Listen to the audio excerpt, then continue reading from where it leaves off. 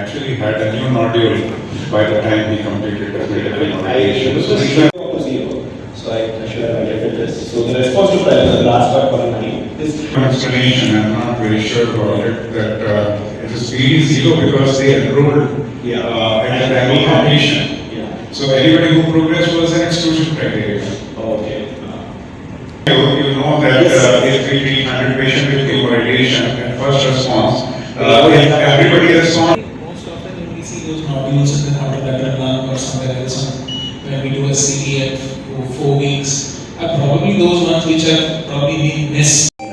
It laid the foundation to consolidation treatment. Move on to the next topic.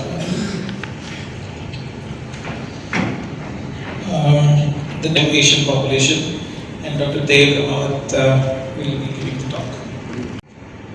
So moving on to the second session, that is second talk, I'll be talking about ALK-positive lung cancer, the main element of ALK-positive, and focusing on alectinib.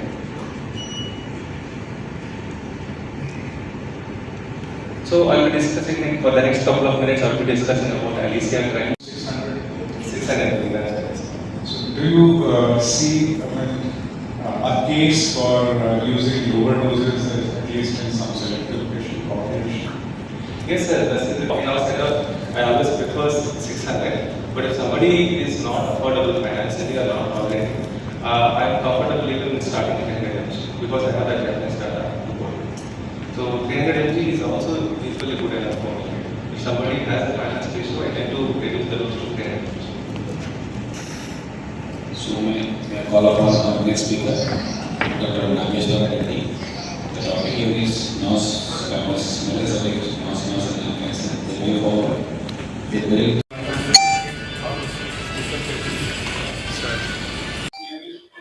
lung cancers are diagnosed with distal metastasis, and I think it is an underestimate even cancer cure trust chairman మరియు Medicover cancer institute లో chief medical ఆంకాలజిస్ట్గా పనిచేస్తున్నాను. ఇవాళ ముఖ్యాంశం ఏంటంటే నిన్న September 24న 21న క్యాన్క్యూర్ trust ద్వారా మరియు Sankalp trust ద్వారా మరియు మెడికవర్ క్యాన్సర్ ఇన్స్టిట్యూట్ ద్వారా సెకండ్ క్యాన్క్యూర్ యాన్యువల్ ఆంకాలజీ కాన్ఫరెన్స్ జరిగినది.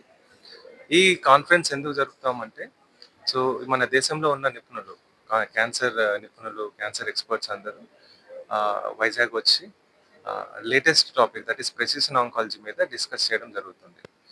ఈ కాన్ఫరెన్స్కి ముఖ్య చీఫ్ గెస్ట్గా జి సతీష్ రెడ్డి గారు, that is X chairman DRDO గారు రావడం అన్నది ముఖ్య విశేషం.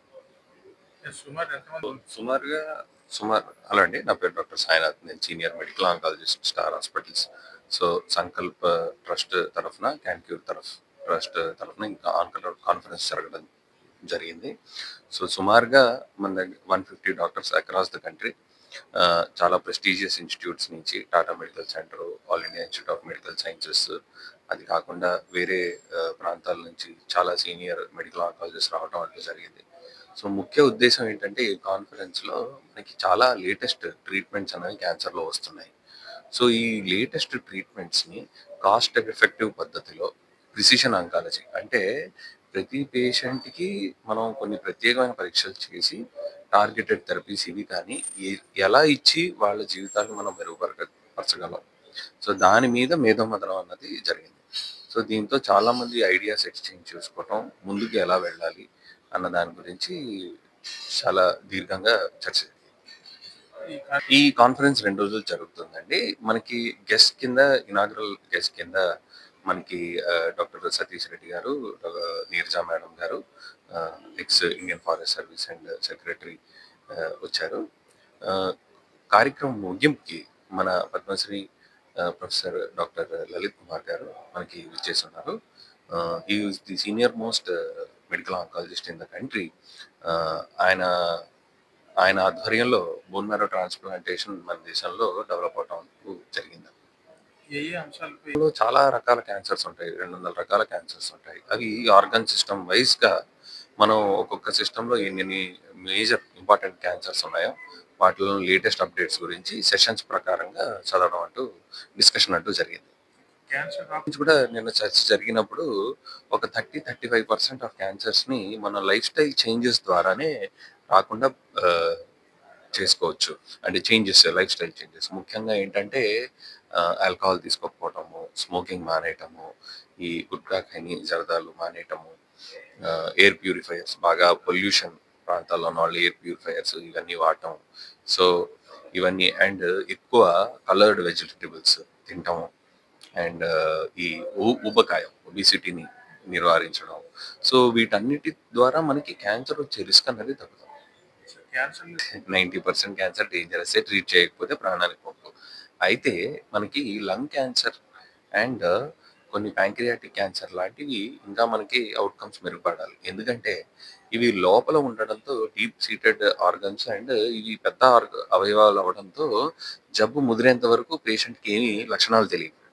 సో, అందుకనే ఇవి చాలా డేంజరస్ క్యాన్సర్ కింద పరిగణిస్తాం. పుట్టిన 3 నెలల బాబు నుంచి 70 ఏళ్ళు, 80 ఏళ్ళు ఎప్పటివరకు ఎవరికైనా రావచ్చు.